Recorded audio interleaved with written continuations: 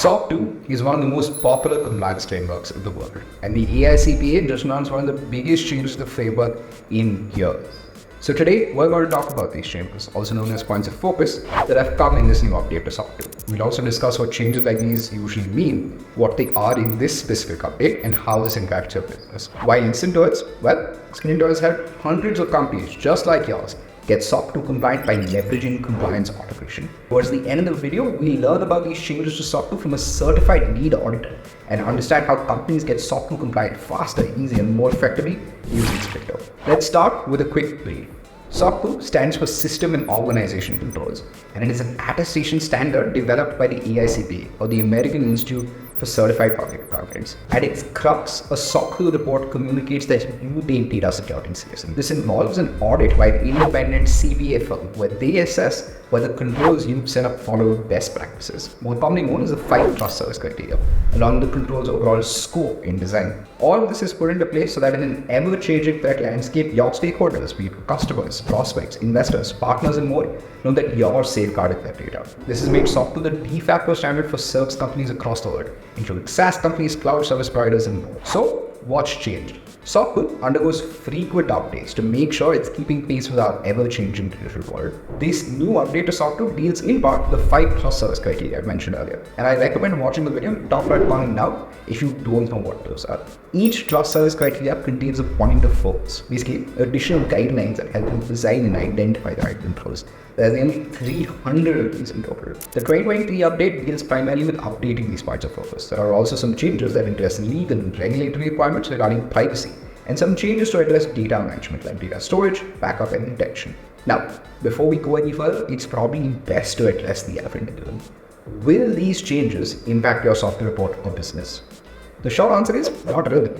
2 reasons for this. 1, these are based on points of focus and not the trust service criteria themselves, so these changes will only have a minor impact on it. 2 is that this update deals primarily with auditors and offers mostly just guidance to organizations.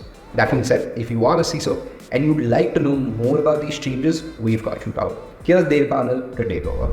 So we've seen ISO change the requirements, actually upgrade their requirements in 27001. We've seen PCI come up with a new version. CMMC is working on new version. It becomes important for SOC 2 also to align itself so that they meet those broader industry expectations. They have also changed a lot of their requirements in their privacy TSC, or in fact not changed, but given a lot more focus into certain points of privacy TSC to adhere to the new GDPR changes. I think they've defined what a data processor, data controller, etc. are now in SOC 2 as well, primarily to adhere to all the GDPR changes, EU, US, DPF changes, etc. So they're trying to align itself to that. Obviously, technical advancement is another section for this. They would obviously try to identify what are the new software applications, new IDS, IPS tools. And they've put a lot of emphasis on these specific technological advancements, even in terms of backups and how to maintain confidentiality. A lot of technical side of things have been now added to the SOC 2 guidelines. And obviously, considering feedbacks and continuous improvement is always an angle to this as well. So a lot of feedback from customers, industry experts. They've sort of tried and corrected and improved their documentation in terms of any mismentions or any lack of detail that they had in any of their controls. They've sort of gone ahead and added a lot more detail to those segments as well, especially risk assessment.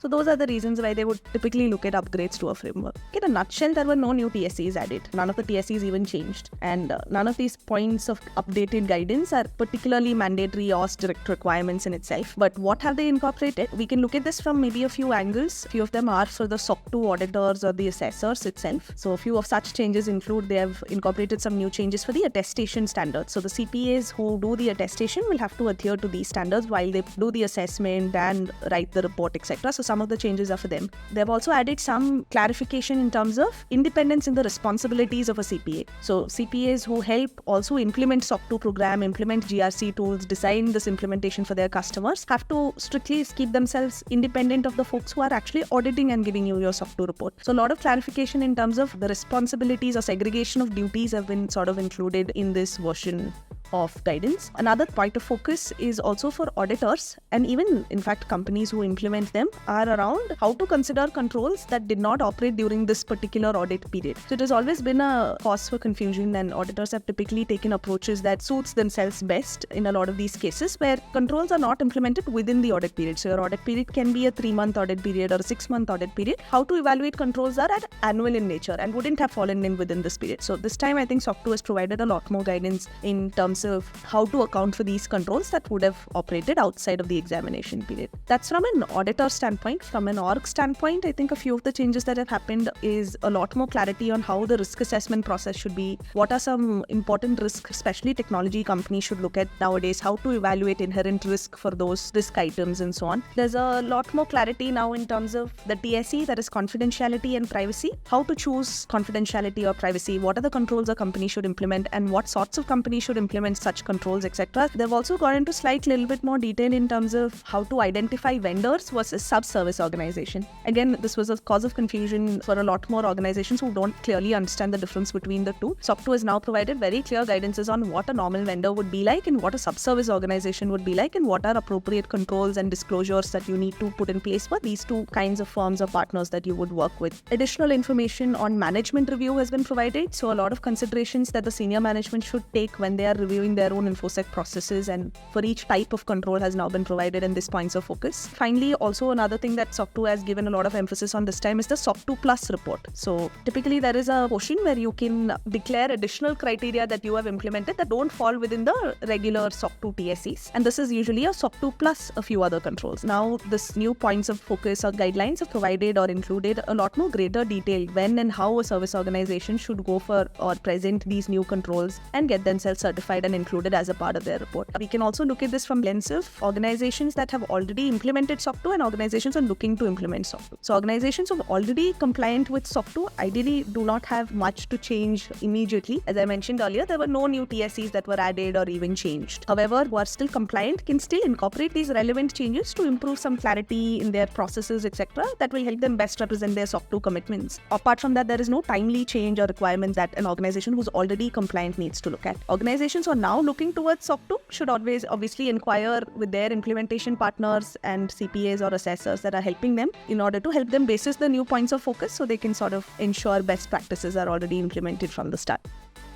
Thanks a bunch, Deepika, for that. So, what now? The point of this new update to SOC 2 is to help organizations stay on their toes. Stay informed and adapting to these revisions is key. So if you're looking to get SOC 2 compliant, look no further than Sprinto. By digitizing and automating the SOC 2 process, Sprinto helps companies get compliant faster and more effectively.